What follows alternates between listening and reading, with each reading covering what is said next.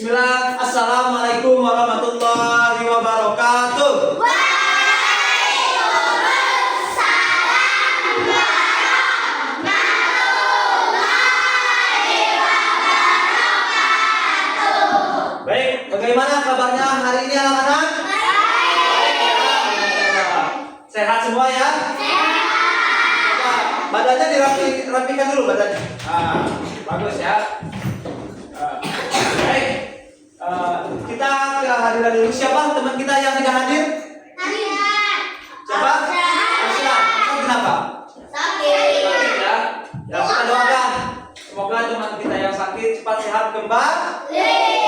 Kita berdoa dulu ya. Satu orang memimpin ke depan untuk berdoa. Silakan Zaid. Semuanya ikutin.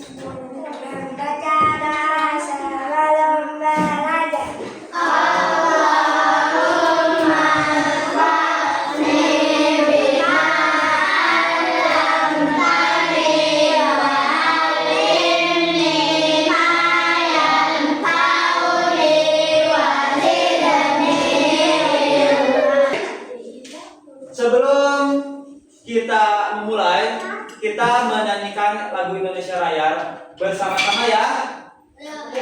Nanti antum semua ikuti.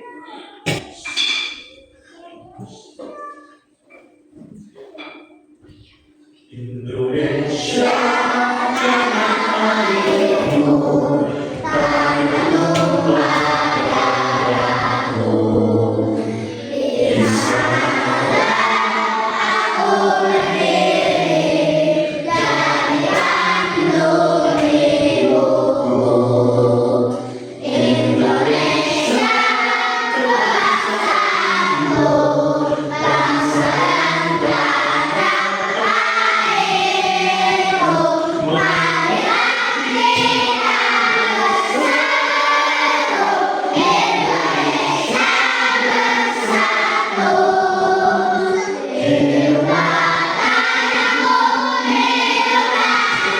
Indonesia bersatu.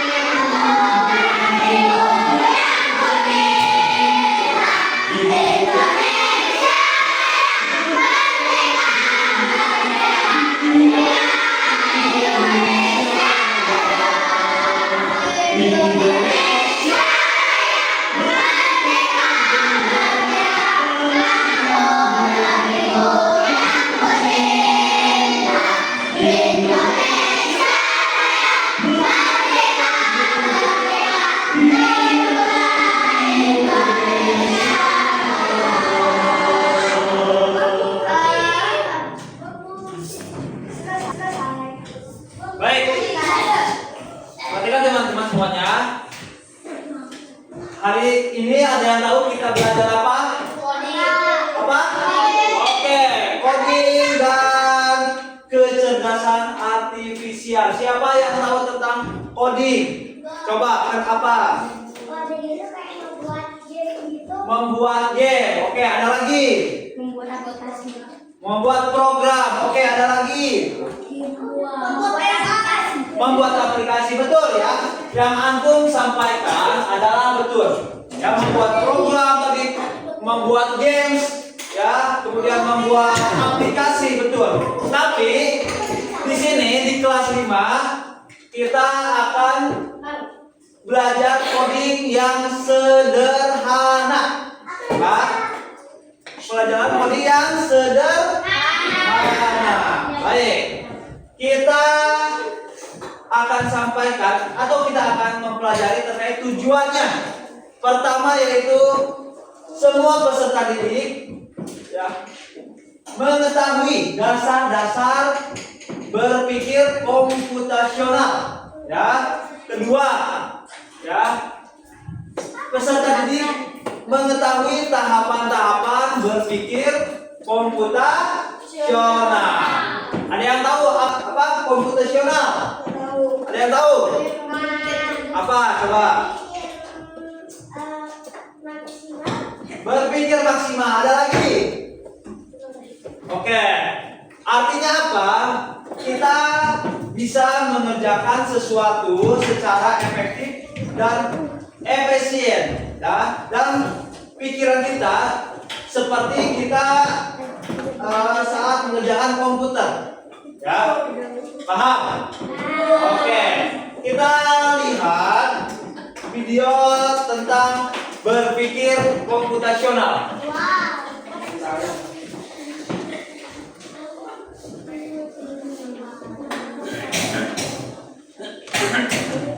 Semuanya perhatikan ke depan ya. Pengenalan computational thinking. Hai teman kece, coba tebak apa artinya computational thinking atau berpikir komputasional? Adakah yang bermata jeli dan melihat kata komputasional di sini? Jadi mungkin ada hubungannya dengan komputer ya? Iya, betul sekali. Ya, kuncinya adalah memahami maksud direncanakan dengan baik, maka kamu yang sudah menebak dengan benar. Berpikir komputasional adalah proses berpikir untuk menyelesaikan masalah dengan efektif dan efisien. Dalam ilmu komputer, proses berpikir ini dilakukan sebelum mulai menulis coding atau pemrograman. Jika sudah direncanakan dengan baik, maka coding yang ditulis akan sesuai dengan kebutuhan dan dapat diselesaikan dengan cepat dan tepat. Tapi ternyata berpikir komputasional juga bisa dilakukan tanpa komputer dan tanpa internet loh. Malah sebenarnya kita pun sudah menerapkannya dalam kehidupan sehari-hari. Mulai dari menyusun gigi, mencatat ringkasan pelajaran, hingga menyiapkan tas untuk sekolah besok. Wah, kalau kita sudah bisa menerapkannya setiap hari, berarti kita semua sudah mahir dong. Belum tentu. Contoh-contoh tadi kan menerapkan berpikir komputasional pada masalah yang sederhana. Masih banyak nih masalah yang lebih kompleks, seperti misalnya mengatur keuangan bulanan, apa yang harus dilakukan kalau kamu tersesat di tempat baru, hingga memilih jurusan dan karir. Lalu yang lebih penting lagi, ketika kamu dewasa nanti, kamu akan menghadapi era industri 4 dan bahkan 5. Di sini kamu perlu kecepatan untuk memanfaatkan dunia digital, mulai dari mencari dan memilah informasi yang kamu perlukan, hingga menggunakan informasi itu untuk membuat keputusan penting dalam hidupmu. Menghadapi masalah kompleks kehidupan di masa sekarang dan masa depan ini mirip seperti merencanakan coding yang sudah dibahas sebelumnya. Kuncinya adalah memahami masalah dengan tuntas dan mencari cara menyelesaikan yang efektif dan efisien. Nah, kalau begitu, bagaimana agar kita bisa berpikir komputasional? Sekarang kita bahas ya 4 landasan dari berpikir komputasional. Yang pertama, dekomposisi. Dekomposisi artinya membagi masalah kompleks ke bagian yang lebih kecil agar mudah diselesaikan. Misalnya kamu ditunjuk jadi ketua panitia lomba 17-an, maka untuk memudahkan pelaksanaan, kamu bisa menunjuk panitia bagian acara, konsumsi, publikasi, keamanan, dan lainnya. Yang kedua, pengenalan pola. Artinya mencari kesamaan dan pola di antara bagian-bagian masalah kompleks yang sudah dibaca. Misalnya kamu hendak melipat dan menyimpan jemuran di rumah, maka kamu perlu bisa mengenali jemuran milik ayah, ibu, kamu, adik, dan milik bersama seperti spray, handuk, dan lainnya. Ini karena jemuran-jemuran itu perlu disimpan di tempat yang berbeda. Yang ketiga, abstraksi. Artinya fokus pada informasi yang penting saja, mengabaikan detail yang tidak diperlukan. Misalnya kamu hendak menceritakan pengalamanmu berwisata ke luar kota. Tentunya kamu mengalami banyak hal dari mengenalkan di bus, berfoto bersama, makan di restoran, menginap di hotel, hingga perjalanan pulang. Tapi nggak mungkin kan kamu ceritakan semua kejadian dengan detail pada teman-temanmu. Pasti mereka bosan kalau kelamaan. Jadi kamu harus mencari beberapa kejadian yang menarik saja untuk diceritakan pada teman. Yang terakhir, algoritma. Artinya membuat langkah-langkah penyelesaian atau membuat aturan yang diikuti untuk menyelesaikan masalah. Misalnya, kamu diberi daftar belanja di supermarket oleh ibu. Ada minyak goreng, telur, roti, sayur, dan kopi. Lalu kamu harus buru-buru karena ibu sudah mau memasak dengan minyak goreng itu. Nah, kalau seperti ini, satu cara yang efisien bisa mulai dengan mengambil barang yang paling dekat dari pintu masuk hingga terakhir yang paling dekat dengan kasir. Nah, itu dia 4 landasan berpikir komputasional yang perlu diterapkan untuk memecahkan masalah yang kompleks. Lalu berikutnya, apakah ada cara untuk mengasah kemampuan berpikir komputasional? Tentu ada. Selain bisa coba kamu terapkan ke masalah sehari-harimu, kamu bisa juga latihan soal untuk mengasahnya. Misalnya, gurumu akan memberikan soal-soal computational thinking di mata pelajaran matematika, bahasa Indonesia, dan IPAS dalam kurikulum mereka. Baik.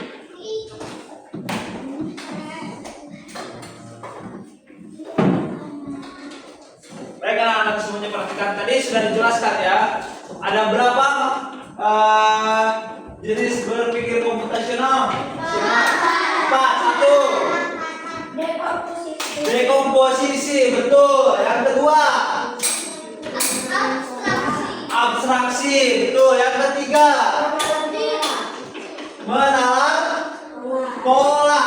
Dan yang keempat adalah algoritma, ya. Berarti kita ketahui coding ini bukan hanya kita di komputer saja, tapi ada yang lebih sederhana, yaitu apa? Kita melakukan aktivitas sehari-hari itu sudah termasuk ke dalam coding. Tadi ada urutan-urutan, ya, atau penggabungan pola. Itu kan kita sudah lakukan setiap hari, ya. Misalnya dalam pembelajaran PJOK, ya, meniup fluid, loncat 2 kali, 1, 2, itu sudah termasuk ke dalam coding. Paham? Nah, yang kita pelajari hari ini adalah terkait algoritma. Ya, algoritma dulu. Sebentar. Perhatikan. Yang kita pelajari sekarang yaitu terkait algoritma atau apa? Serangkaian langkah-langkah atau aturan yang jelas dan berurutan untuk menyelesaikan suatu masalah, ya. Nah, itu berupa apa? Urutan langkah-langkah. Habis 1 ngapain nih? Habis ini ngapain? Ya. Kemudian, nah contohnya di sehari-hari apa? Resep masakan, betul. Ya. Kemudian apa lagi? Merakit mainan. Pernah merakit mainan yang Lego-Lego? Nah, itu termasuk ke dalam algoritma, langkah-langkah yang teratur. Paham? Sekarang kita akan bagi kelompok, ya. Ya. Sekarang kita bagi kelompok untuk mengerjakan suatu permasalahan berupa permasalahan algoritma. Oke, baik. Ini satu kelompoknya. Baik, kelompok 1. Perhatikan semuanya. Nah, berikutnya aku akan memecahkan masalah terkait langkah-langkah silebang masuk ke dalam sangkarnya. Ya, ini bebas arahnya mau kemana. Nah, nanti ini ada berupa arah. Nanti dipotong-potong lalu apa? Ditempel. Dipotong-potong lalu ditempel. Nanti di akhir setiap kelompok perwakilan 3 orang mempresentasikan ke depan maju. Paham? Oke, baik. Kelompok ini.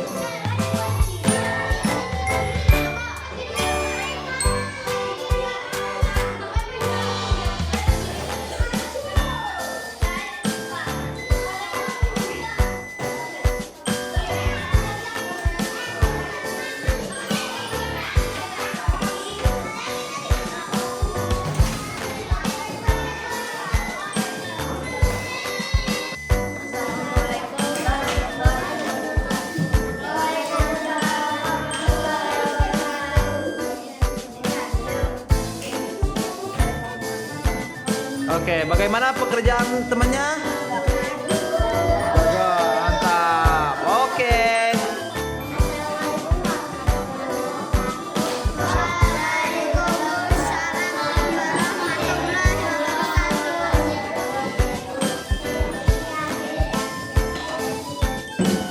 Oke, itu hasilnya ya. Bagaimana? Sesuai atau tidak? Sesuai ya. Oke, mantap. Kelompok berikutnya. Kelompok 2.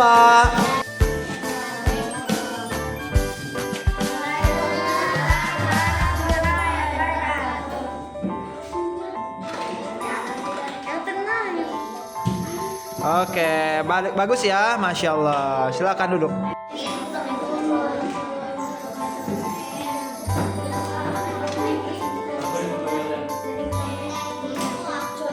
Oke, mantap. Boleh.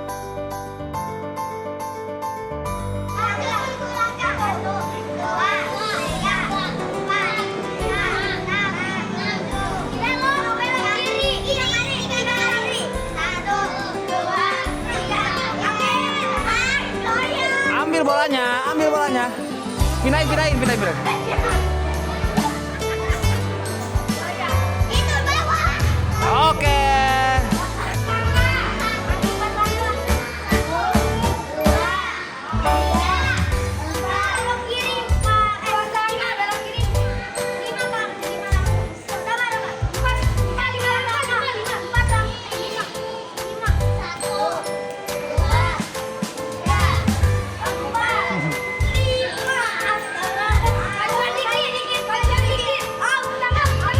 Oke.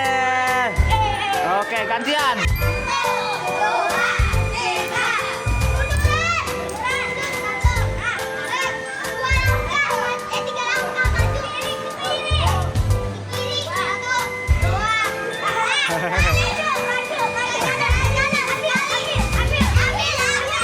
Oke. Baik. Konsentrasi.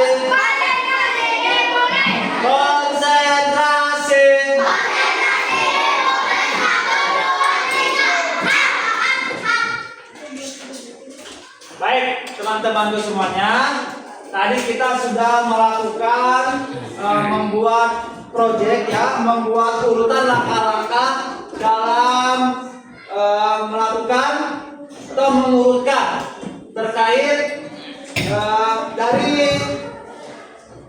atas sampai ke bawah. Kemudian tadi juga di luar kita sudah permainan ya, permainan sama dengan apa, langkah-langkah yang sesuai. Nah, baik, refleksi hari ini ya, Bapak lihat antum semua sudah bekerja kelompok dengan baik ya, yang satu menggunting, yang satu menempel ya, yang satu mengarahkan, sudah cukup baik, sudah bagus. Apa? Oke, nah, siapa yang mau refleksi ke depan? Maju ke depan untuk memberikan hasil tadi. Menurut antum seperti apa? Coba, ada yang mau nggak? Coba. Silakan. Nanti boleh ke depan. Refleksinya ya. Perhatikan semuanya, dengarkan baik-baik. Alhamdulillah tadi.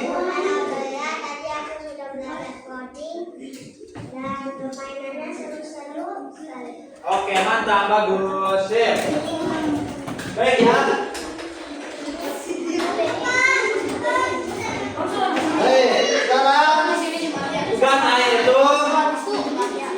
Nah, di buku masing-masing evaluasi ditulis di buku masing-masing apa saja yang didapat saat mengerjakan coding tadi.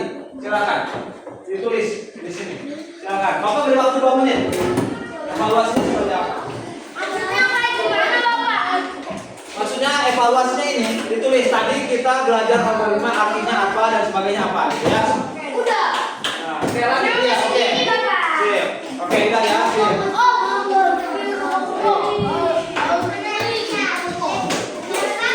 Baik, sampai sini ada yang tanyakan tidak? Ada yang tanyakan tidak? Cukup?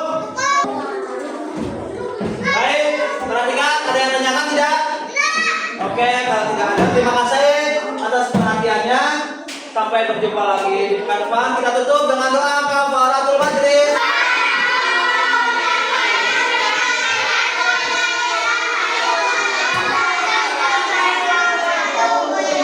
Ya, dari Bapak cukup sekian. Assalamualaikum warahmatullahi wabarakatuh. Ambil sampahnya, ambil sampahnya. Boleh kelas, ambil sampah, saya keluar. Ambil sampahnya, semua. Sampah di bawah, ambilin. Itu buat ambil bawah. Yang pentingnya mana? Yang mana?